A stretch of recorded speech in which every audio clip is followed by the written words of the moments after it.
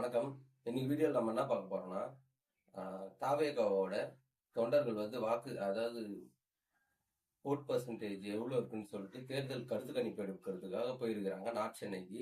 அதாவது வட சென்னை அந்த இடத்துல அதை பத்தி பேச போறோம். அது மட்டும் இல்லாம இந்த தேர்தல் நேரத்துல தாவேகா எப்படியெல்லாம் வேலை செஞ்சா கொஞ்சம் நல்லா இருக்கும்னு பார்க்கலாம். ஃபர்ஸ்ட் வந்து அங்க வட சென்னையில போயிட்டு வோட் பெர்சன்டேஜ் தான் எடுத்திருக்காங்க. அதாவது கருத்து கணிப்பு தான் எடுத்திருக்காங்க. அந்த கருத்து கணிப்பை வந்து தடுக்கிற விதமா இந்த திமுகவை சார்ந்தவர்கள் தாவேக்காவை சார்ந்தவங்களை அடிச்சிருக்கிறாங்க. தாவேக்காவை சார்ந்தவங்களை அடிச்சது மட்டும் இல்லாம திமுகவை சேர்ந்தவங்களே ஹாஸ்பிட்டல்ல போய் உட்காந்துன்னு தாவேக்கா மேல கேஸ் கொடுத்துட்டு இருக்காங்க அந்த பர்சன்ஸ் மேல. அது எப்படி இருக்குன்னா, நானே அடி வாங்குவேன், எனக்கு எதிராகவே போய் கேஸ் கொடுப்பாங்க. இது வந்து எல்லா விஷயத்திலயும் இப்படிதான் நடக்குது. நம்ம ஏற்கனவே சொன்னோம், அந்த டிவி சேனல்ல ஒன்னுத்துல அடி வாங்கி நியூஸ் 18ல கான்ஃபரன்ஸ் நடந்தது பாத்தீங்களா? அதுல பேசுறது பிஜேபி எதிர்த்து.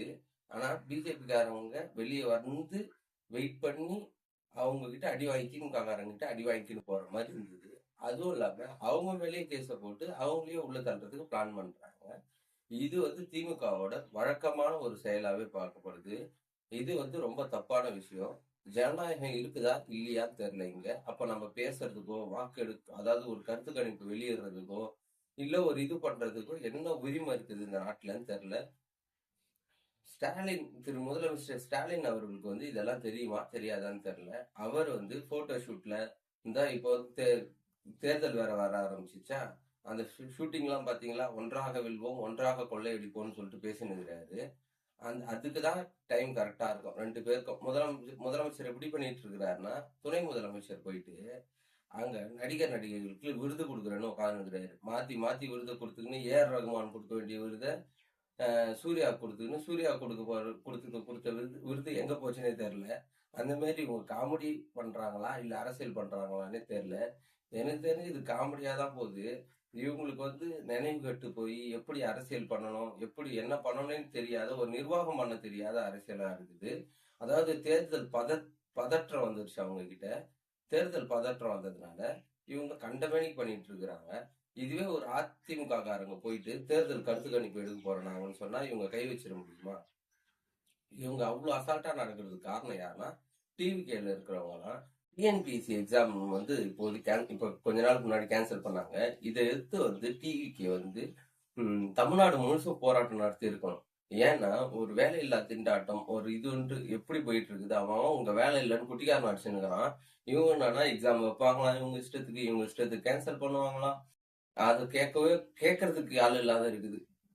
அதிமுக ஒரு பக்கம் அவங்க தேர்தல் வேலையை பார்த்துனுக்குறாங்க, திமுக இந்த மாதிரி வேலையை பார்த்துனுக்குது. டிவிக்கே வந்து இதெல்லாம் கேட்கணும். அதாவது ஒரு மாவட்டந்தோறும் ஒரு போராட்டம் அறிவிச்சு அங்க மாவட்ட ஆட்சியர் அலுவலகமோ இல்ல வேற எங்கேயோ போய் முற்றுகையிட்டு, சென்னையில வந்து டிஎன்பிசி அலுவலகம் இருக்குது, அங்க போய் முற்றுகையிட்டு ஒரு போராட்டம் பண்ணனா மக்களோட கவனத்தை பெறலாம். இப்படி பெற்றாதான் நம்ம வந்து டிவிகே சார்பா நம்ம வந்து ஆட்சி அமைக்க முடியும். அதை விட்டுட்டோம்னா இது வந்து நான்கு முனை போட்டியா இருக்கும்போது இது வந்து டிஎம்கேக்கு அட்வான்டேஜா தான் போகுது. அதனால நம்ம பக்கம் மக்களை கவனம் ஈர்க்கணும் அப்படின்னா நம்ம தான் ஒரு போராட்டம் நடத்தி அதுக்கானது செய்யணும். அதை விட்டுட்டு நம்ம வந்து இந்த மாதிரி மௌனமே காத்துன்னு இருந்தா எதுவும் நடக்காதீங்க. இப்போ ஒரு மீட்டிங்கும் ஒரு எம்எல்ஏ எலெக்ஷனும் ஒரு எம்எல்ஏவை எப்படியெல்லாம் நம்ம வந்து ஒரு எம்எல்ஏ கேண்டிடேட் எப்படியெல்லாம் பாதுகாக்கணும். நீங்க போற இடத்துல இப்ப வில்லேஜ்னா எந்த பிரச்சனையும் இருக்காது. அதாவது திமுகவுக்கு அதிமுகவுக்கு எந்த பிரச்சனையும் இருக்காது. ஏன்னா வில்லேஜ்ல வந்து திமுக இருக்கிறவங்க அதிமுக இருக்கிறவங்களும் வந்து சொந்தக்காரனா இருப்பாங்க. அவங்க வந்து நீ ஓட்டு கேட்டுக்கோ நீயும் ஓட்டு கேட்டுக்கோன்னு விட்டுருவாங்க. நீ காசு கொடுத்துக்கோ நானும் காசு கொடுத்துக்கிறேன், நீ இவ்வளவு கொடுக்குறியா நான் இவ்வளவு கொடுக்குறேன், சரி உன் குடும்பத்துக்கு நான் கொடுக்குறேன் என் குடும்பத்துக்கு நீ கொடு அப்படின்னு சொல்லிட்டு போயிடுவாங்க. இதே சிட்டில பாத்தீங்கன்னா சிட்டில பிரச்சனை நடக்கும். முக்கியமா பாத்தீங்கன்னா ரொம்ப மக்கள் அதிகமா இருக்கிற இடத்துல, அதாவது கிரௌட் வந்து அதிகமா இருக்கிற இடத்துல, ஓட்டு சதவீதம் வந்து அதிகமா இருக்கிற இடத்துல இந்த பிரச்சனை வரும். ஏன்னா சென்னையை பொறுத்தவரையிலும் இல்ல பெரிய பெரிய நகரங்களை பொறுத்தவரையிலும் இவங்களும் அவங்களுக்கு தெரியும், அவங்களுக்கும் இவங்களுக்கு தெரியும். ஆனா வந்து இந்த கீழே இருக்கிறவங்க பாத்தீங்களா அந்த தொண்டர்கள் வந்து போட்டி போடுவாங்க. இவங்க காசு கொடுக்குற நேரத்துல அவங்க தடை பண்ணுவாங்க, காசு எப்படி கொடுக்கலான்னு கேட்பாங்க. அவங்க காசு கொடுக்குற நேரத்துல இவங்க கேட்பாங்க. இதுவே இவங்க ரெண்டு பேருக்கும் நடுவுல நம்ம போனோம்னா இவங்க வந்து ரெண்டு பேருமே சேர்ந்து நம்ம கிட்ட கேட்க ஆரம்பிப்பாங்க. எனக்கு தெரிஞ்சு கிராமத்துல அவ்வளவும் வராது. ஏன்னா கிராமத்தை பொறுத்தவரைக்கும் எல்லாருக்கும் ஒரு சில நபர்களுக்கு பரிச்சயமா இருக்கிற முகமா இருக்கும். ஆனா சிட்டில தான் இந்த பிரச்சனை நடக்கும். அதனாலதான் சென்னையில நடந்திருக்கு. சென்னையை பொறுத்தவரை இப்படிதான் அடிச்சுப்பாங்க. முக்கியமா நார்த் சென்னை, சவுத் சென்னை எல்லாம் பாத்தீங்கன்னா இப்படிதான் அடிச்சுப்பாங்க. அது திமுகக்குள்ளேயே இருக்கும். பிஜேபி கூட நடந்திருக்குது இது வரலாம். இதுக்கு நம்ம என்ன பண்ணோம், கிரவுண்ட் லெவல்ல இப்ப நமக்கு வந்து கிரவுட் காட்ட முடியாத ஒரு பொசிஷன்லயே கிடையாது. நம்ம வந்து போறோம்னா ஒரு 100 பேராவது போனோம்.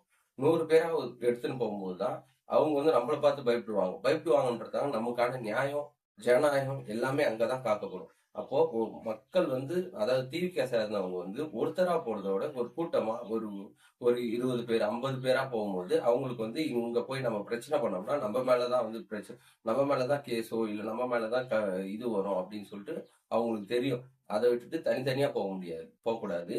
எம்எல்ஏ கேண்டிடேட் போகும்போது கிட்டத்தட்ட ஒரு 1000 பேராவது அந்த எம்எல்ஏ கேண்டிடேட் கிட்ட இருந்தாதான் இனிமேல் வந்து அவங்க நம்ம மேல வந்து தாக்குதல் நடத்தாத இருப்பாங்க. அதை விட்டுட்டு ஒரு 100 பேர் வந்து எம்எல்ஏ கேண்டிடேட்டை கூட்டிட்டு வாக்கு சேகரிக்க போகும்போது அவங்க வந்து பிரச்சனை, ஏன்னா ஏற்கனவே அவங்க எலெக்ஷன் வேலைக்காக 100 பேர் இருப்பாங்க. அதோட நம்ம 100 பேர் போனோம்னா வேலையாகுது. அவங்களோட ஒரு 10 மடங்கு ஸ்ட்ரென்த்தை நம்ம காட்டினோம்னா தான் நம்ம கிட்ட வர்றதுக்கே பயப்படுவாங்க.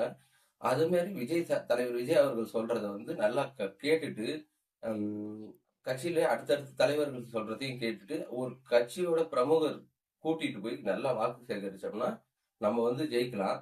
அதாவது ஒரு எம்எல்ஏ கேண்டிடேட் வந்து வாக்கு சேகரிக்க போறாருன்னா மொத்தம் எத்தனை வந்து அமைச்சர் பதவி இருக்குது அப்படின்னு தெரிஞ்சுங்க. ஏன்னா அமைச்சர் பதவி ஒரு ஒரு துறைக்கும் ஒரு ஒரு பிரச்சனை ஒரு ஒரு இடத்துல இருக்கும். இப்போ சிம்பிளா சொல்லணும்னா ஒரு ஊருக்கு பஸ்ஸே வராது, அது போக்குவரத்து துறை. அப்போ வந்து நம்ம வந்து போக்குவரத்து துறையில என்ன பிரச்சனை இருக்கும், நிர்வாகத்துறையில என்ன பிரச்சனை இருக்கும், உள்ளாட்சி துறையில என்ன பிரச்சனை இருக்குது, நமக்கு வேற என்ன ஒரு ரோடு சம்பந்தமா ரோட்வேஸ், ஹைவேஸ் இதெல்லாம் உள்ளாட்சியிலேயே வந்துடும். இந்த துறையில என்னென்ன பிரச்சனை இருக்குது அவங்களுக்கு, அப்போ நாங்க ஆட்சிக்கு வந்தோம்னா இந்த துறையை சார்பா இந்த இடத்துல நடவடிக்கை எடுப்போம் அப்படின்றத சொல்லணும், சொல்ல தெரிஞ்சிருக்கணும்.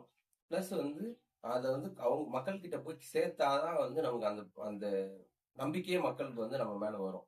அது முதல்ல நம்ம தெரிஞ்சுக்கணும். அடுத்தபடியா பாத்தீங்கன்னா தலைவர் விஜய் அவர்களையும் அவங்க திரிஷா அவர்களையும் சேர்த்து வச்சு நயினா நாகேந்திரன் பேசியிருக்கிறாரு. இதெல்லாம் வந்து ஒரு அரசியல் காழ்ப்புணர்ச்சி, காழ்ப்புணர்ச்சிக்கு மேல சொன்னா அருவருப்பு தகுந்த விஷயம். ஒரு பெண்மணியை நீங்க இப்படி எல்லாம் பேசுறது தப்பு. அதுவும் இல்லாத அவங்க 2 பேருக்கும் பர்சனல் இருந்தா இருந்துட்டு போகுது. அதை பத்தி நீங்க கேட்க வேண்டிய அவசியம் கிடையாது. யாரோட பர்சனல் விஷயத்தையும் நம்ம தொடரணும்ட்டு நம்மளோட சட்டம் அதை சொல்லி கொடுக்கல. நமக்கு ஃப்ரீடம் ஆஃப் லைஃப் தான் கொடுத்துருக்குறாங்க. அதனால அவங்கவுங்க இஷ்டத்துக்கு அவங்கவுங்க வாழ்க்கையை வாழலாம். இதை முதல்ல புரிஞ்சுங்க. அவங்க பேசுறாங்க, போறாங்க, வராங்க, அதெல்லாம் உங்களுக்கு தேவையில்லாது. அப்போ உங்க கட்சியில இருக்கிற தலைவர்களோட ஹிஸ்டரி எடுத்து பார்த்தீங்கன்னா அவங்களுக்கு தான் காரி துப்புற மாதிரி இருக்கும். அப்ப அதெல்லாம் பேசலாமா பொதுவெளியில? பேசுனா இதெல்லாம் அநாகரிக அரசியலுக்கு போய் முடியும். அதனால இதெல்லாம் வந்து திரு நயினா நாகேந்திரன் அவர்கள் மிகப்பெரிய பொறுப்புல இருக்கிறாரு. அண்ணாமலை அவர்களை வந்து கீழே இறக்கிட்டு தலைவர் பதவியில இருந்து எடுத்துட்டு உங்களை போட்டதே நீங்க ஒரு கண்ணியமானவர். ஜெயலலிதா மேடம் கிட்ட நீங்க இருந்திருக்கிறீங்க. அப்ப ஒரு பெண் ஆளுமைன்றது எவ்வளவு முக்கியமான விஷயம்ன்றது உங்களுக்கு தெரிஞ்சிருக்கும். அதிமுக அமைச்சரா வேற இருந்திருக்கிறீங்க. இந்த மாதிரி வேலை எல்லாம் இதோட நிறுத்திக்குங்க.